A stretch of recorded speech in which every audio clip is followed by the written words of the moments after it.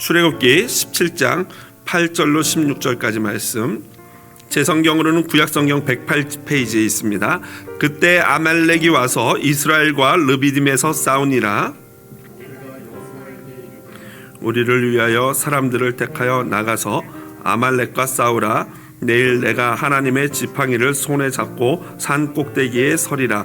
여호수아가 모세의 말대로 행하여 아말렉과 싸우고 모세와 아론과 훌은 산 꼭대기에 올라가서 이스라엘이 이기고 손을 내리면 아말렉이 이기더니 모세의 팔이 피곤함에 그들이 돌을 가져다가 모세 아래에 놓아 그가 그 위에 앉게 하고 아론과 훌이 한 사람은 이쪽에서 한 사람은 저쪽에서 모세의 손을 붙들어 올렸더니 그 손이 해가 지도록 내려오지 아니한지라.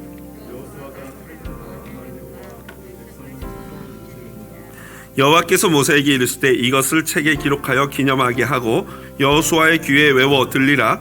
내가 아말렉을 없이하여 천하에서 기억도 못하게 하리라. 다 같이요. 이르되 여호와께서 맹세하시기를 여호와가 아말렉과 더불어 대대로 싸우리라 하셨다 하였더라. 아멘. 본문 출애굽기 17장 8절에서 16절 말씀 가지고 여호와는 나의 깃발이라는 제목으로 말씀의 은혜 나누도록 하겠습니다.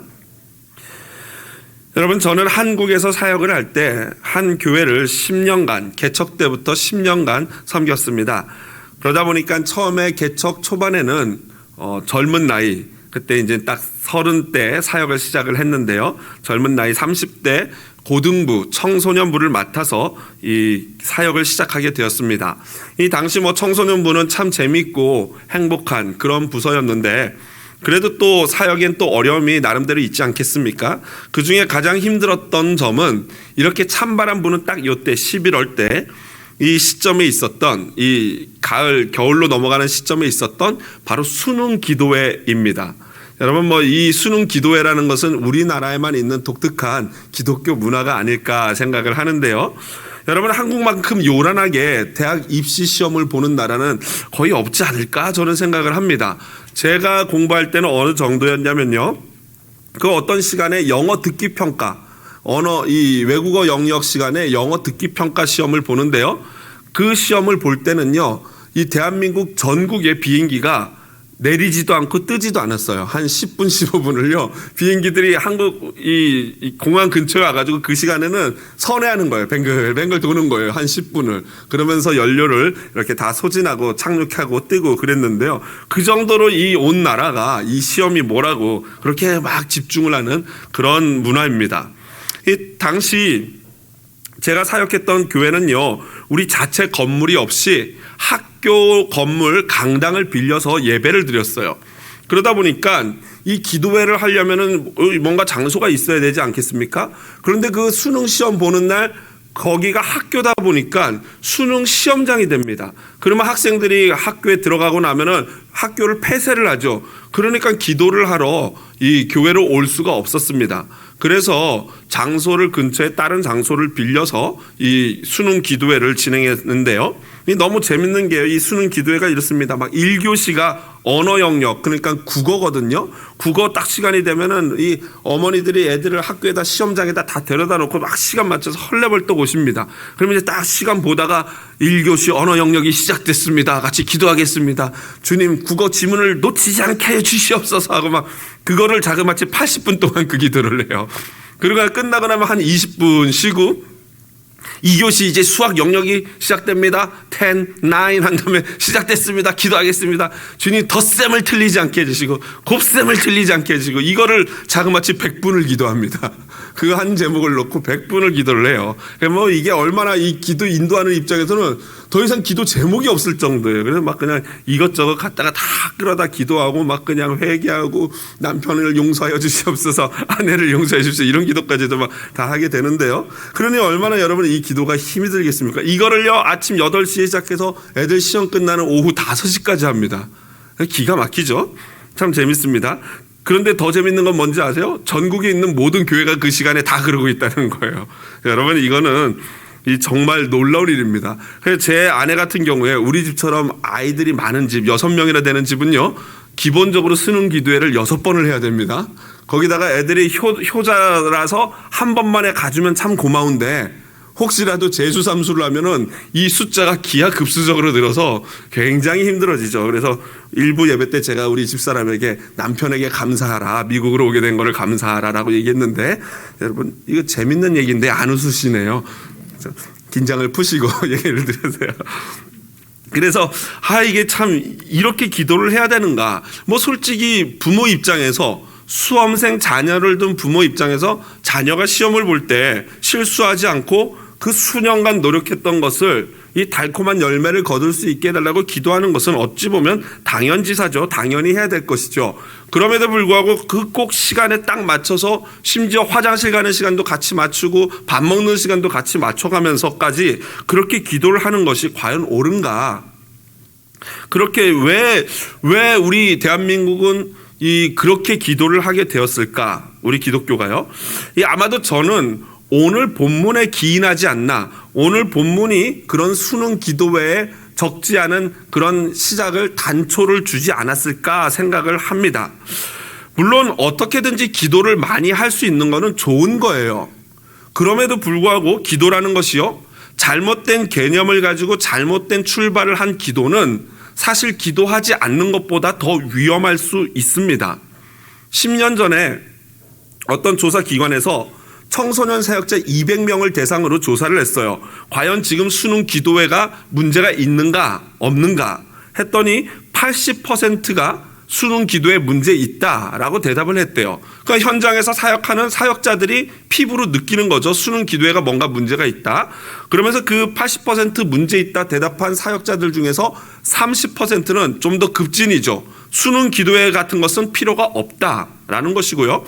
나머지 60%는 뭐 기도하는 건 좋지만 방법은 좀 바꿔야 된다라고 대답을 했어요.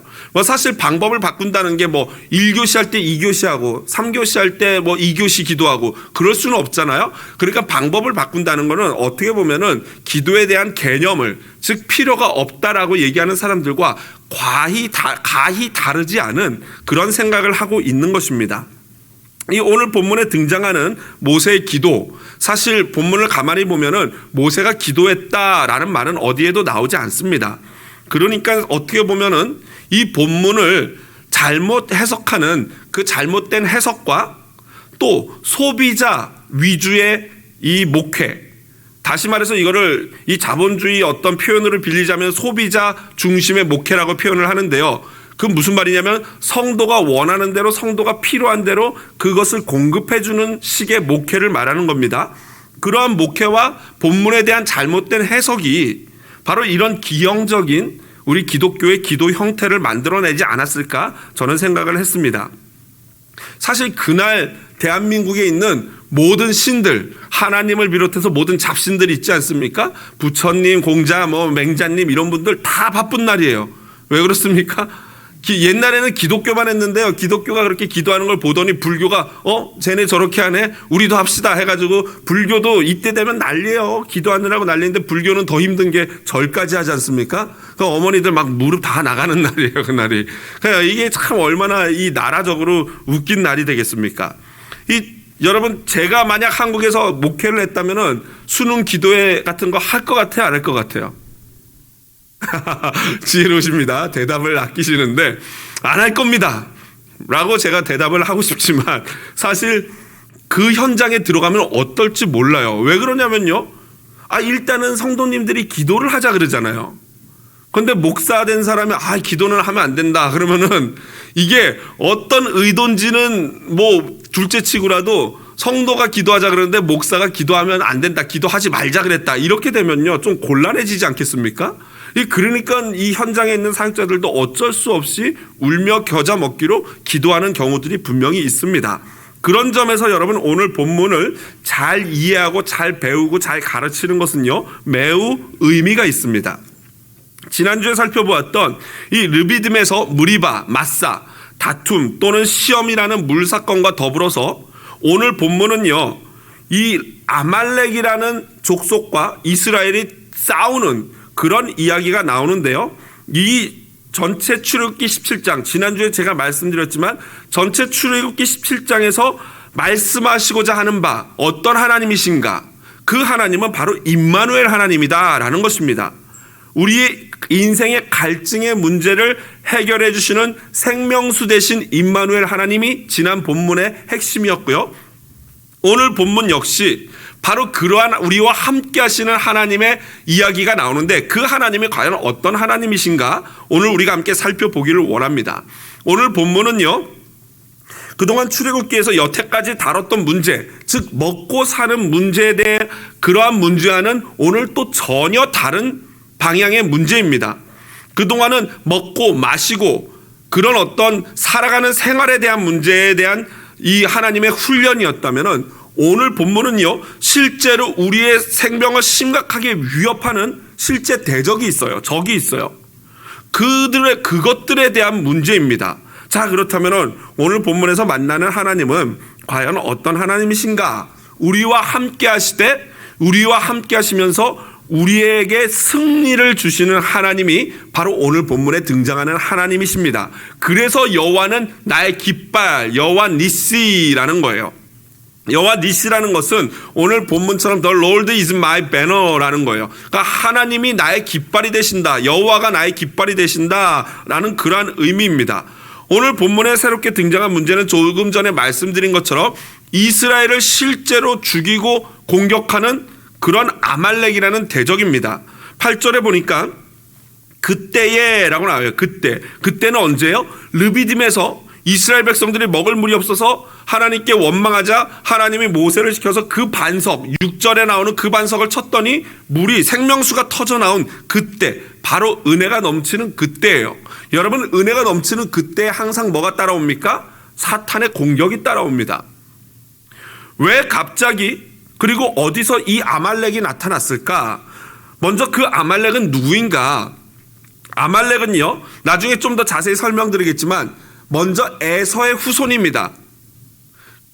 이 야곱과 에서, 이삭의 두 쌍둥이 아들 에서와 야곱이 있었는데 야곱의 후손이 이스라엘이 됐다면은 에서의 후손 중에 한 명이 바로 이 아말렉이에요. 창세기 36장 12절 한번 볼까요? 화면 보면서 같이 읽어보겠습니다. 에서의 아들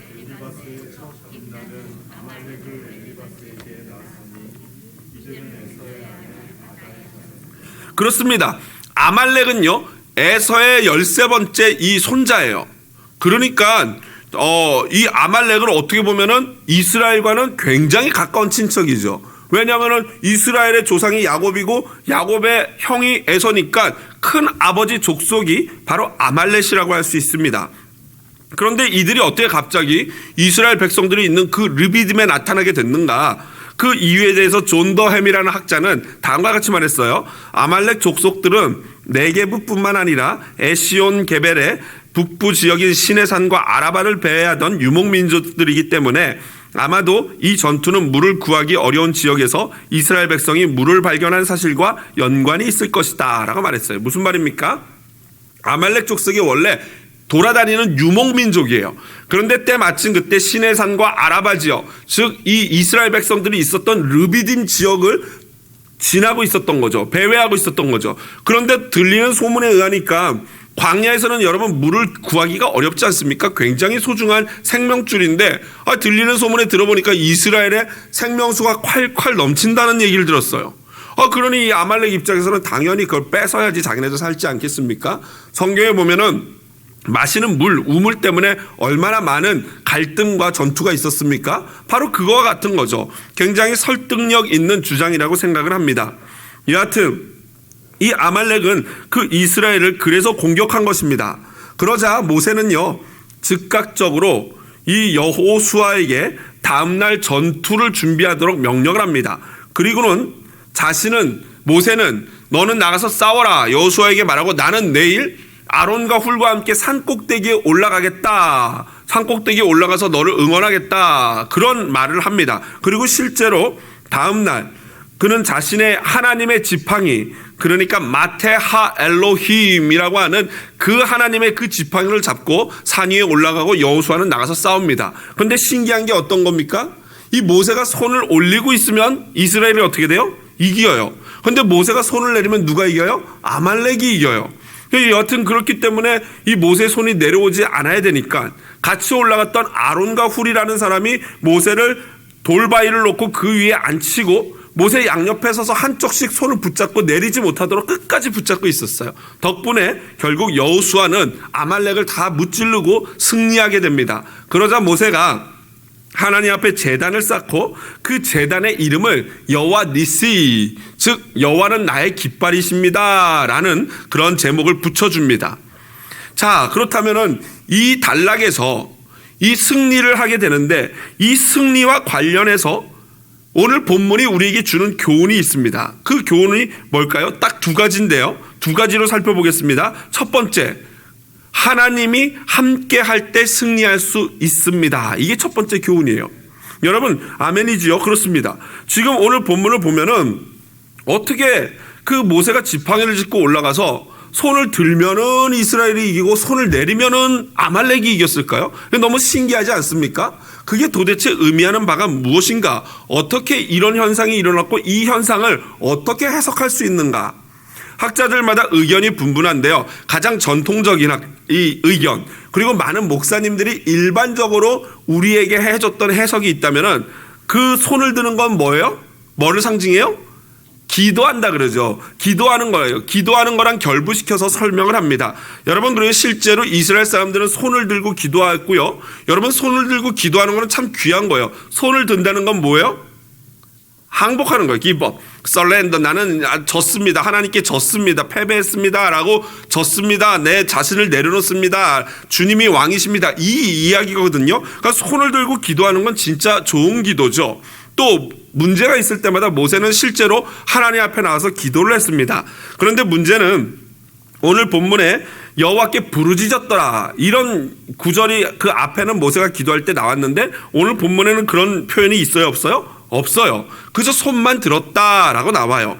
그렇기 때문에 이걸 무조건 기도했다라고 볼 수도 없고, 또 기도 가운데 손을 들지 않고 하는 기도도 많이 있습니다. 그렇기 때문에 이 본문을 무조건 전체적인 맥락에서 볼 때 기도로 본다면은 조금 약간 해석에 문제가 생겨요. 그래서 저는 첫 번째, 부분적으로는 이걸 기도라고 해석할 수 있어요. 부분적으로는. 그러나 이따 제가 자세히 왜 그런지 설명드리겠지만 이것을 무조건 기도라고 해석하기 때문에 우리 한국 교회에 그런 어떤 이상한 그런 기도회가 생겨나게 되는 것입니다. 두 번째로, 그러면 이걸 뭘로 보냐? 어떤 자들은 모세가 그 지팡이로 애굽에서처럼 마술을 행했다라고 얘기하는 자들이 있어요. 말도 안 되는 거죠. 이 의견은 별로 가치가 없기 때문에 넘어갑니다. 마지막 세 번째로, 이것은요 하나님의 임재, 곧 함께하심의 상징이었다라는 해석이에요. 저는 이 주장을 제 의견과 동일하게 생각을 합니다. 함께하시는 하나님이 계실 때, 임마누엘 하나님이 계실 때 반드시 승리한다, 이거를 나타내는 게 모세가 손을 드는 거예요. 무슨 말이냐면, 모세가 손을 들 때는 하나님의 그들과 함께 하심을 상징하는 거예요. 근데 모세가 손을 내리면은 하나님이 그들을 떠난 것을 상징하는 거예요. 그렇기 때문에 지는 거예요. 그러니까 결국에는 우리 삶의 모든 승리는 어떻게 주어지는 것입니까? 바로 하나님이 주시는 것인 줄로 믿습니다. 그래서 구원은 오직 여호와께 있는 거예요. 이런 제가 말씀드리는 이 본문을 이렇게 하는 중심 사상에 힘을 더해주는 것이 있는데, 그건 바로 여호수아라는 이름에서도 힌트를 줍니다. 갑자기 눈의 아들 여호수아가, 이 눈의 아들 여호수아는 여러분이 아시다시피 이스라엘의 두 번째 2대 지도자 아닙니까? 그런데 오늘 본문에 그 어떤 설명도 없이 갑자기 여호수아가 툭 등장을 합니다. 왜 그럴까요? 그것은 이미 이 모세가 이 출애굽기를 기록할 당시에 사람들이 여호수아에 대해서 다 알고 있기 때문이에요. 더 이상 여호수아가 누군지를 특별히 설명할 필요를 못 느끼는 거죠. 그냥 여호수아 하면 그분 하고 다 알기 때문에 그냥 여호수아라고만 기록하고 있습니다. 그런데 여기서 중요한 건 뭐냐면은 여호수아라는 이름의 뜻이에요. 여러분, 여호수아라는 이름의 뜻이 무엇입니까? 그렇죠. 예수인데 여호와는 나의 구원이시다예요.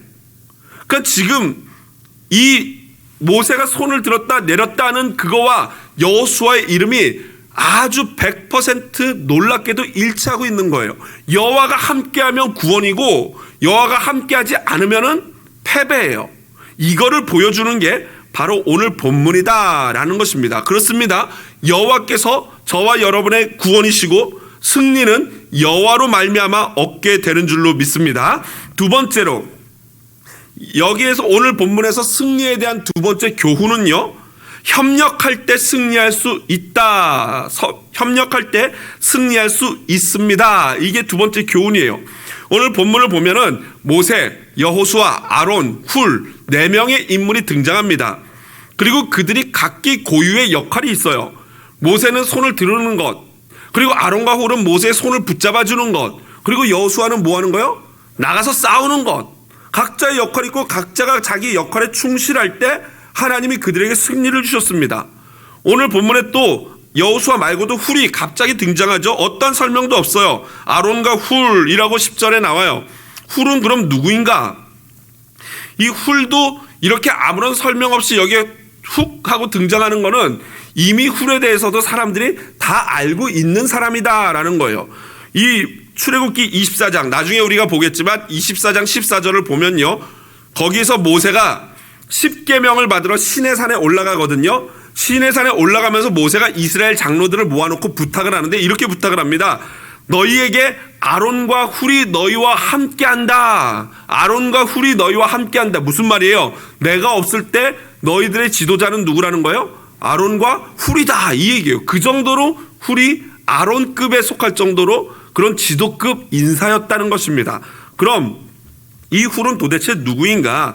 그의 이름을 먼저 살펴보면은 이집트식 이름인데요. 훌이라는 것은 호로스, 이집트 신의 이름이죠. 호로스라고 불려지는 그 신의 이름과 동일한 것입니다. 훌, 그만큼 크고 영향력 있는 사람이었다는 것이죠.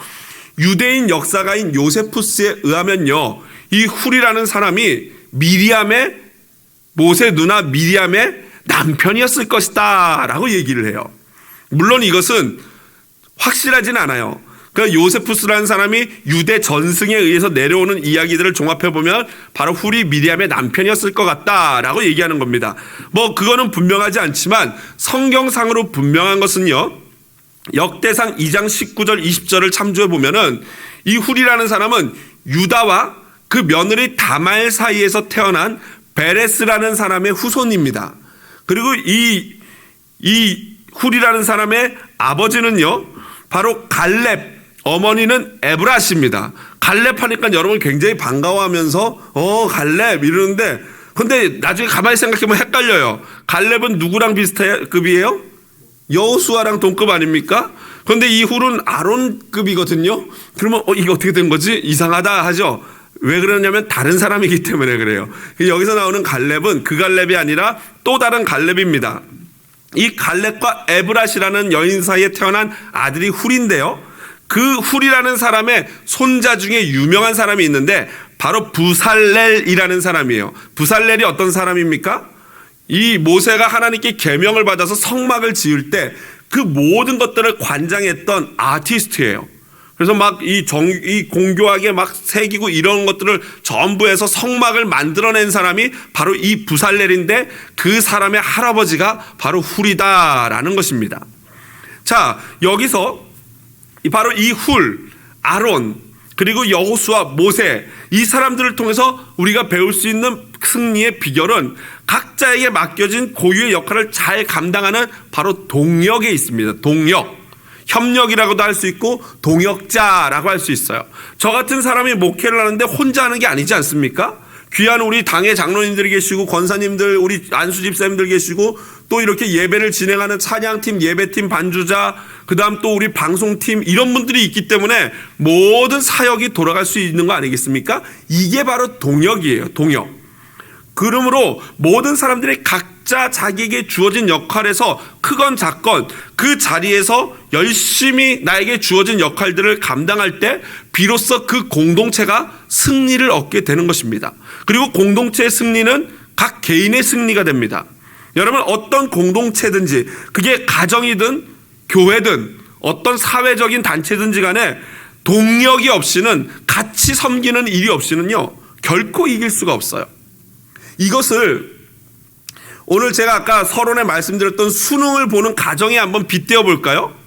여러분, 수능에서 승리하려면 어떻게 해야 됩니까? 초 단위에 맞춰서 그날 딱 당일날 하루 막 그냥 쭉 죽도록 기도하면은 수능에서 좋은 결과 나오고 승리할까요? 그렇지 않아요. 각자에게 맡겨진 고유의 역할이 있죠. 학생은 뭐 해야 되겠습니까? 그렇죠. 공부를 해야죠. 수능을 잘 보려면 학생은 공부를 해야 됩니다. 이게 6년, 길게는 6년, 중학교 때부터 고등학교까지 6년, 아니면 고등학교 3년이든 죽도록 열심히 자기에게 맡겨진 학생으로서의 본분을 내서 공부를 해야지 시험을 잘 볼 수가 있는 거예요. 아버지는 뭐 해야 됩니까? 그래서 열심히 일해서 자녀를 뒷바라지 해야죠. 그러면 열심히 일해서 돈만 갖다 주면 그게 다냐? 아니에요. 아버지는 재정적인 것을 감당하는 것은 물론이고 그 기간 동안 자녀들에게 하나님을 어떻게 섬기고 어떻게 예배하고 어떻게 기도해야 되는 것을 보여주는 게 바로 아버지의 역할이에요. 마치 모세와 같은 겁니다. 그 다음 어머니는 여러분 그럼 뭐 해야 됩니까? 아들이 수능 잘 보려면 뭐 해야 돼요? 그렇죠. 밥해 먹여야죠. 밥 열심히 먹고 너 해라고 영양제 챙겨주고 간식 주고 하면서 아들을 위해서 또 기도해주고, 이게 어머니의 역할. 마치 오늘 본문으로 따지면 아론과 훌과 같은 역할이에요. 자녀는 여호수아처럼, 아버지는 모세처럼, 그리고 어머니는 아론과 훌처럼 할 때 결국 수능에서 어떻게 됩니까? 승리하게 될 줄로 믿습니다. 그게 좋은 결과 나오는 거예요. 여러분 그날 뭐 시간 맞춰 초단위로 하는 건요 거의 미신에 가까운 거예요. 여러분 공부 하나도 안 하고 그날 뭐 5시간, 8시간, 막 10시간 기도한다고 시험 잘 보겠습니까? 어떤 경우에는 막 이렇게 기도하다 보면 저도 모르게 주님 찍는 것까지 맞게 하여 주시옵소서 이렇게 기도할 때가 있는데, 뭐 하나님이 불쌍해서 열심히 한 친구들은 그런 은혜도 주셔요. 열심히 노력한 친구가 잠깐 기억이 안 나고 막 공부했는데 그 기억이 안 날 때 하나님은 노력한 자를 돕는다고 그런 은혜를 주시는데, 공부도 하나도 안 한 녀석이 막 그냥 쨍는 은혜를 주셨어요. 막 3번 쭉 찍으면 그게 다 맞겠습니까? 당연히 안 맞죠. 그런 것입니다, 여러분. 자, 그렇다면 여기서 우리 질문이 하나 생겨. 그럼 도대체 기도는 목사님 왜 해요? 라고 물어보고 싶지 않습니까? 기도는 왜 합니까? 여러분, 기도는요, 제가 우리 기독교에서, 우리 한국 기독교에서 경계해야 될 게 뭐냐면, 여러분, 기도하면 다 됩니까? 안 됩니까? 이게 애매하죠? 다 된다고 대답하자니 이거 지금 분위기가 아닌 것 같고, 안 된다고 하자니 또 믿음이 없는 것 같고, 사실 이 질문 자체가 애매하죠. 사실은 다 됩니다. 아멘이기도 하고 또 그렇지 않습니다. 두 가지 면이 분명히 있어요. 두 가지 면에서 생각을 해야 되는데, 첫 번째로 이 기도는요, 이걸 알아야 돼요. 기도라는 게 내가 하나님의 뜻을 구하는 거지 하나님께 내 뜻을 관철시키는 게 아니에요. 가끔가다 잘못 생각하기를 내가 막 밥 굶고 막 그냥 작정하고 기도하고 막 그냥 밥 굶으면 더 이상 내 기도 안 들어주면 죽을 거예요 막 이러면서 기도하면 하나님이 무서워라 하고 그 기도를 들어주느냐? 그렇지 않은 거예요. 물론 하나님이 히스기야 같은 경우에는 너 죽을 것이다 했는데 히스기야가 바로 그 자리에서 눈물 펑펑 흘리면서 회개하고 기도하지 않습니까? 그러니까 하나님이 어떻게 했어요? 15년이나 더 삶을 연장해줬어요. 거 봐라, 목사님 그러면 그 기도하면 하나님이 사람 뜻대로 하네요. 그게 맞기도 하지만 더 한 단계 더 가면요, 하나님이 그를 죽이려고 했습니까? 안 죽이려고 했습니까? 원래 하나님의 뜻이 그에게 15년 삶을 더 연장시키기 위한 거였다고 생각을 해야 되는 것입니다. 그 하나님의 원래 뜻은 이건데 절대 안 바꾸려고 그랬는데 히스기야가 그렇게 불쌍하게 기도하니까 마음이 약해져서 생각을 바꾸신 게 아니에요. 원래 하나님의 뜻이 히스기야로 기도하게끔 하고 그렇게 생명을 더 연장해 주는 것, 그게 하나님의 큰 빅픽처였던 것입니다. 그러니까 기도라는 게 뭐예요? 내 뜻을 관철시키고 막 그냥 떼쓰는 게 아니라 하나님이 나를 향한 뜻이 무엇인지를 구하고 그것을 알게 되는 것, 그게 진짜 기도예요. 그러니까 여러분, 능력 있는 기도가 어떤 기도겠습니까? 하나님의 뜻에 맞게 하는 기도가 능력 있는 기도인 줄로 믿습니다. 여러분, 100% 응답받는 기도는요, 하나님이 주시려고 하는 그거를 딱 구하는 거예요. 아시겠죠? 하나님이 요걸 주려고 딱 하는데 눈치 딱 채고 하나님 그거 주시옵소서 하면 하나님이 그래 하고 딱 주시는 거예요. 그게 바로 능력 있는 기도인 줄로 믿습니다. 그런 점에서 여러분, 기도는요, 겸손하게 하나님의 뜻을 구하는 거예요. 그리고 내가 기도하는 가운데 내가 변하는 거고, 기도하는 가운데 내가 하나님 편에 서는 거예요. 그런 점에서 기도는 승리의 조건이라고 할 수 있고, 그런 점에서 볼 때 기도는 만능인 거예요. 그런 점에서 볼 때 기도할 때 모든 것이 이루어질 줄로 믿습니다. 그 앞에 조건을 뺀 채로 무조건 기도하면 다 된다라고 하면 그건 미신이 되는 거예요. 다른 이상한 이방 종교랑 다를 게 없어지는 겁니다. 하나님의 뜻에 맞게 하나님 안에서 뜻을 구하면서 내가 변하고 그거에 맞게 구할 때 우리의 기도는 능력 있게 되고 다 응답받고 하나님의 나라를 이루는 무서운 도구가 승리의 조건이 될 줄로 믿습니다. 두 번째로 오늘 본문에서 우리는 이것을 또 질문해 볼 수 있어요. 자, 그렇다면 진짜 적은 누구인가? 그리고 승리라는 게 도대체 무엇인가? 오늘 본문 보면요, 우리가 오늘 승리를 이야기하는데 여러분, 승리를 한다는 것은 뭔가 싸워야 될 대적이 있는 거 아니겠습니까? 오늘 본문에 이스라엘 사람들이 싸운 대적은요, 아말렉이에요. 아말렉. 그런데 아까도 말씀드렸지만 아말렉은 친척 에서의 후손이거든요. 그런데 오늘 16절 보니까 여호와가 아말렉과 더불어 대대로 싸우리라 라고 하면서 오늘 본문에서부터 아말렉과의 질긴 인연이 시작됩니다. 그들이 왜 이토록 하나님의 미움을 받게 됐을까요? 신명기 25장 18절, 여러분 한번 화면 보면서 큰 목소리를 읽어보겠습니다. 곧 그들이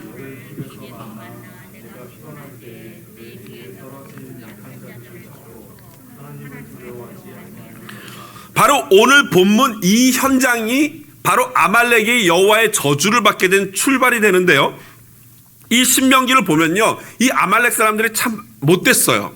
이 형제 나라인 이스라엘이 그냥 지나가는데 그냥 봐주지도 않고 심지어 그 뒤편에 있는 민간인들, 노인들, 여성들, 아이들이 있는 뒤처져 있는 연약한 자들을 공격해가지고 그들을 죽이고 막 그랬던 거예요. 그게 바로 여호와께서는 그게 하나님을 두려워하지 않는 거고 여호와를 대적하는 거예요. 그래서 이 아말렉은 본보기로 하나님께 첫 번째로 딱 걸린 거예요. 여러분, 뭐든지 첫 번째 중요하지 않습니까? 하나님의 백성을 공격하는 자들을 여호와께서 가만히 놔두지 않는다는 걸 본보기로 아말렉을 들어서 하나님이 보여주시는 거예요. 이러한 관계를 브리그맨만이라는 학자는요, 제도화된 적대 관계가 형성되었다라고 표현해요. 제도화된 적대 관계, 한마디로 공식적인 라이벌 관계의 구도가 된 거예요. 이 라이벌 관계는요, 사실 왕정 시대까지도 올라갑니다. 사울, 초대 왕인 사울이 이 사무엘 선지자의 명령을 받고 전쟁을 나가는데요, 그 전쟁의 대상이 누구예요? 바로 아말렉이었어요.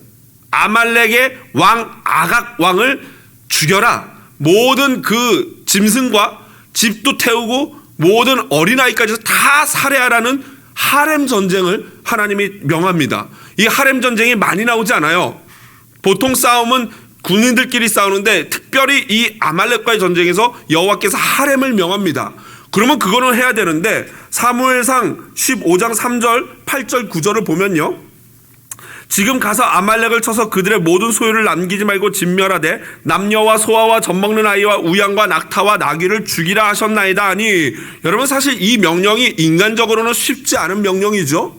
그러나 하나님이 명령하면 구약 당시에는 이런 명령이, 성경이 없는 시대에는 이런 하나님의 말씀이 떨어지면 그 자체가 성경인 거예요. 그렇기 때문에 정말로 가슴 아파도 그 말씀에 순종을 해야 되는 거죠. 그런데 사울이 어떻게 합니까? 아말렉 사람의 왕 아각을 사로잡고 칼날로 그의 모든 백성을 진멸하였으되 사울과 백성이 아각과 그의 양과 소의 가장 좋은 것 또는 기름진 것과 어린 양과 모든 좋은 것을 남기고 진멸하기를 즐겨 아니하고 가치 없고 하찮은 것은 진멸하니라.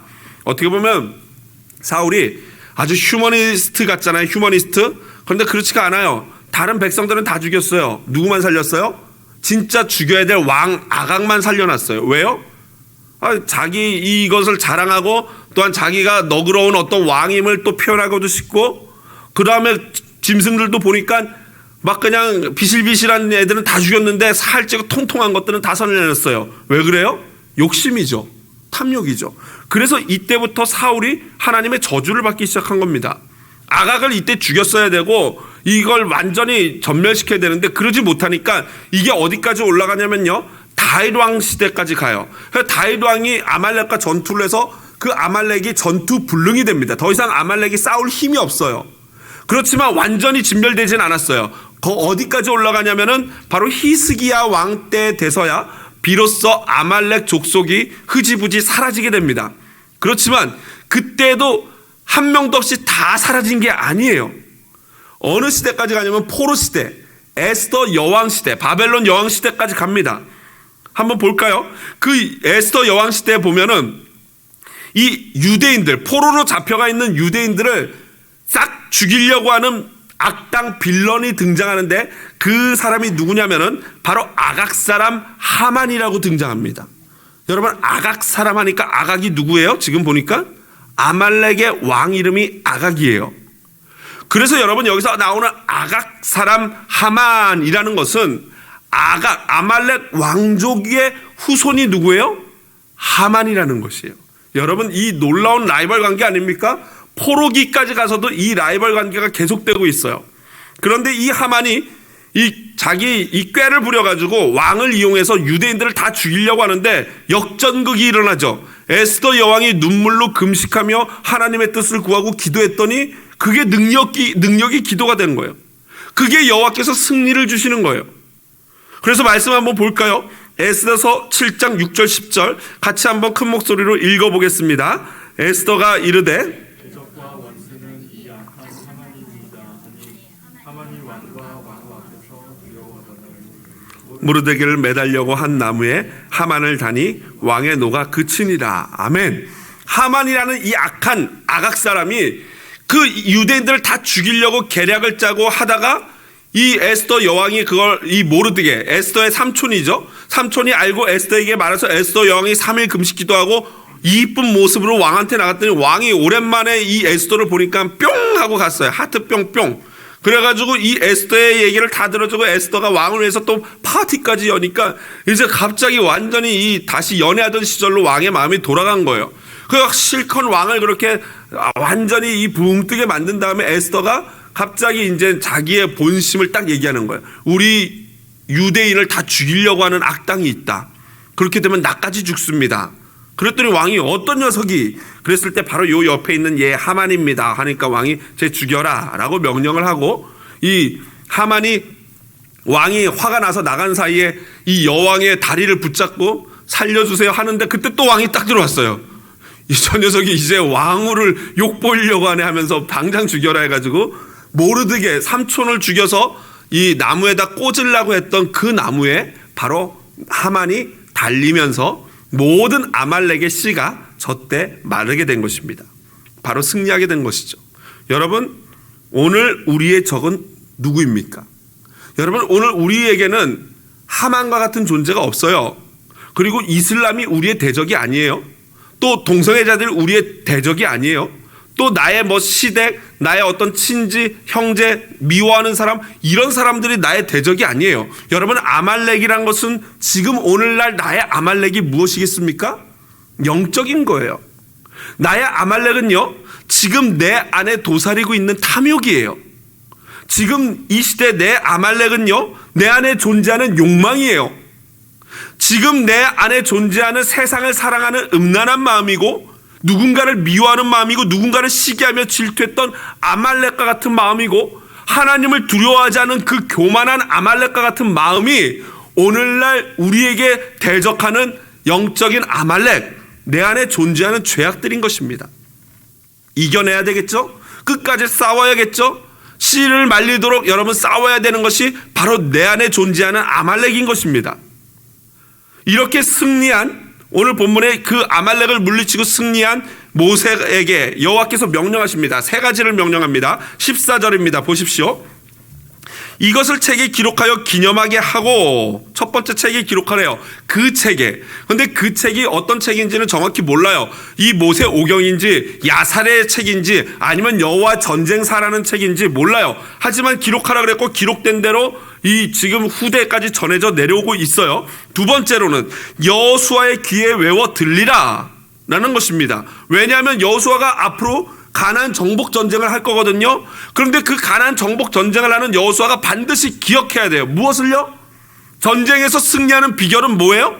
여호와와 함께합니다. 이것을 여호수아는 절대 잊어버리면 안 돼요. 오늘 21세기 살아가는 여호수아들이여, 이것을 기억하시기를 주님의 이름으로 축복을 드립니다. 여호와가 함께할 때 승리할 수 있어요. 그리고 마지막으로 아말렉을 없이하여 천하에도 기억도 못하게 하리라. 그런데 이게 참 재밌는 이 모순, 재밌는 건데요. 이 아말렉을 기억도 못하게 하리라. 이것을 어떻게 해요? 기억해야 돼요. 재밌죠? 이게 역설이죠. 그 신명기 25장 17절 19절에 보면은 너희는 애굽에서 나오는 길에 아말렉이 내게 행한 일을 뭐하라고요? 기억하라. 그러므로 내 하나님 여호와께서 내게 안식을 주실 때 너는 천하에서 아말렉에 대한 기억을 지워버리라. 지워버려야 돼. 기억하면 안 돼요. 그런데 너는 잊지 말지니라. 그 사실을 잊지 말아야 돼요. 아말렉을 지워야 되는 그 사실을 잊지 말라는 거예요. 반드시 끝까지 뭐예요? 승리하라는 거예요. 끝까지 싸우라는 거예요. 그 사실을 기억하기를 주님의 이름으로 축복을 드립니다. 말씀을 마무리합니다. 처음 이스라엘의 장관으로 임명되고 임했던 전투였습니다. 노예 출신의 군사들은 형편이 없었지만 신기하게도 아말렉 병사들을 제압하고 승리할 수 있었습니다. 전쟁하는 순간에는 무릎에 힘이 빠지고 칼을 쥔 손에 물집이 잡혀 칼을 놔버리고 싶은 생각이 한두 번이 아니었습니다. 그때마다 산꼭대기를 바라보면 영락없이 모세가 두 손을 높이 들고 모세 선생님이 우리를 위하여 두 손을 높이 들고 있었습니다. 나의 눈에는 그 모세 선생님이 마치 바람에 펄럭이는 깃발과 같이, 승리의 깃발과 같이 보였습니다. 제가 여호수아의 입장이 되어 아말렉과 전투하는 현장으로 들어가서 이것을 기록해 봤습니다. 여러분, 여호수아가 그 하루 종일 전쟁을 하니 얼마나 지치겠습니까? 뭐 전쟁하다 말고 식사를 하겠습니까? 화장실 갈 수가 있겠습니까? 아침부터 시작된 전투는 오후 해가 지기 전까지 계속해야 됐습니다. 싸움에 지칠 때마다 무릎이 꺾이고 주저앉고 싶을 때마다 여호수아는 산꼭대기를 바라봅니다. 그때마다 변함없이 모세 선생님은 두 손을 높이 들고 있습니다. 여러분, 모세가 두 손을 높이 들고 있다는 것은 여호와께서 이스라엘의 용사가 되어 그들과 함께 한다는 상징입니다. 여호수아는 다시 힘을 내어 싸웁니다. 여러분, 치열한 처절한 이 영적인 전쟁 가운데, 이 인생의 싸움 가운데 여러분 지쳐 무릎이 꺾일 때가 한두 번이 아닙니다. 여러분 손에 지금 들고 있는 전투의 칼을 놔버리고 싶을 때가 한두 번이 아닙니다. 여러분, 그러면 그때마다 우리가 해야 할 일이 있습니다. 무엇입니까? 기록된 책을 읽고 귀에 딱지가 않도록 그의 말씀을 읽어 들어야 합니다. 그리고 그 승리의 깃발, 저 높은 곳에서 펄럭이며 너의 승리는 따놓은 당상이라고 흔들리는 승리의 깃발을 바라보아야 합니다. 여러분, 이 승리의 깃발이 과연 무엇일까요? 히브리서 12장 2절 우리 같이 한번 읽어볼까요? 믿음의 주여 또 온전하게 하시는 이인 예수를 바라보자. 그는 그 앞에 있는 기쁨을 위하여 십자가를 참으사 부끄러움을 개의치 아니하시더니 하나님 보좌 우편에 앉으셨느니라. 믿음의 주여 또 온전하게 하시는 이인 예수를 바라보자. 믿음의 주여 또 온전하게 하시는 이인 예수를 바라보자. 여러분, 힘들고 지칠 때마다 산꼭대기에 서 있어 두 손을 높이 들고 있던 그 모세는 바로 예수 그리스도의 예표요 표상인 줄로 믿습니다. 그때마다 그 모세를 바라보아야 합니다. 여러분, 기독교의 승리는요, 콘스탄틴 황제가 기독교를 국교로 선언한 크리스텐덤 때 이루어진 것이 아닙니다.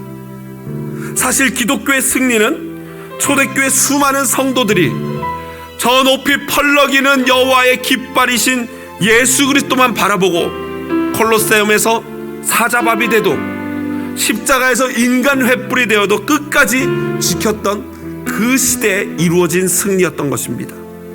임마누엘, 우리와 함께 하시는 하나님, 그것은 곧 예수가 우리와 함께 하는 것입니다. 예수가 함께 하는 것은 곧 십자가의 삶을 사는 것을 의미합니다. 승리는 바로 그 십자가 뒤에 있습니다. 여호와를 나의 깃발로 삼는 자를 하나님께서는 당신의 깃발로 삼으실 것입니다. 우리 그 믿음으로 이 찬양을 같이 함께 찬양하기를 원합니다.